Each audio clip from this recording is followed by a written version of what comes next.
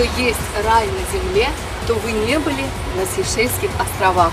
Это уникальное место, которому нет аналогов в мире.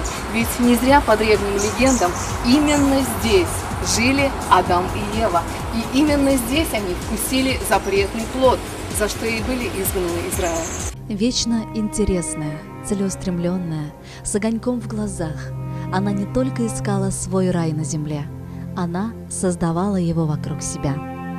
Родилась Рима Бурхановна Алькаева в селе Верхняя Терешка Старокулаткинского района в семье агронома первой долгожданной девочкой.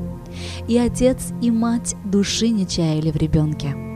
Как только она чуть-чуть подросла, Бурхан Умярович, папа Римы Бурхановны, начал часто брать ее с собой в поле.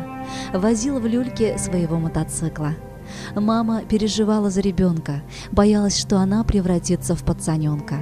Но постоянные катания на мотоцикле стали лишь любовью второго плана, которая впоследствии привела ее к статусу автоледи. А на первом плане была любовь к природе и к людям. Тут Рима Бурхановна для себя уже была решила, что тоже станет агрономом. Однако мама была категорически против. Она убеждала ребенка стать врачом.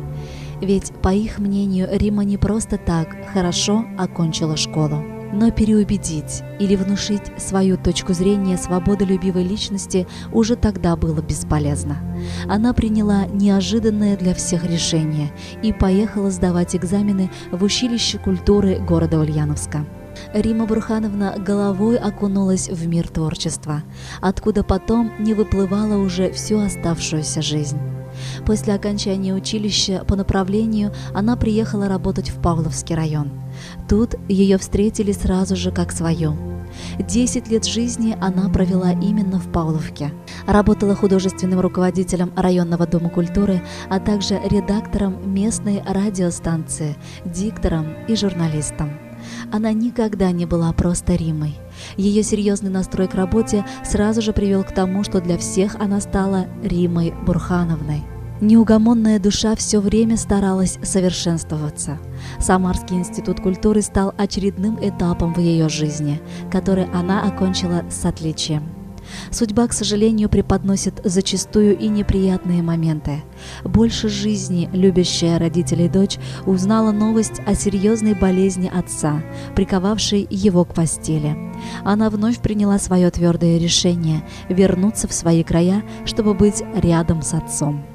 Тяжело было ей прощаться с коллективом и людьми, которые успели стать уже родными, но дороже всех для нее в этот момент были, конечно же, родители. Ей снова пришлось начать все сначала. Вновь должность художественного руководителя районного дома культуры в Старой Кулатке. А в 2000 году Риму Бурхановну попросили возглавить местное районное телевидение. Она стала редактором, идейным вдохновителем, диктором и журналистом в одном лице. В 2004 году предприниматель Юнес Абдулкадырович Бирюков зажегся желанием открыть местное радищевское телевидение для своих земляков и попросил Риму Бурхановну помочь составить первую передачу, которая вышла в эфир 9 мая 2004 года. Тут же Юнес Абдулкадырович сказал ей, что готов принять на работу в любое время. Это любое время заставило себя ждать недолго. Перевороты в Старокулаткинском районе привели к тому, что Рима Бурхановна приняла приглашение и начала трудиться в телекомпании Радищева главным редактором. С ее приходом телевидение ожило, ее голос манил и притягивал зрителей к голубым экранам. Этот нежный голос обволакивал, очаровывал и манил каждого слушателя. Ее репортажи всегда были шедеврами. Она умела открывать людей с разных сторон. Вот и сейчас в Радищево ее называют «нашей Римой». И для всех радищевцев ее уход из жизни после продолжительной тяжелой болезни, с которой она боролась достойно и стойко, показывая всем своим видом, что она сильная, стала трагедией личной. Но мне до сих пор кажется, что сейчас я приеду на работу, открою дверь, а за компьютером сидит сосредоточенная Рима Бурхановна. Повернется и снова расскажет о своих планах. Но все это только кажется. Жизнь, она как ни крути, короткая штука. Вот только не у таких ярких звезд, как Рима Бурхановна Алькаева. Она будет вечно гореть на небосводе, и для всех она будет своей Римой. Мы приносим глубокие соболезнования всем ее родным и близким.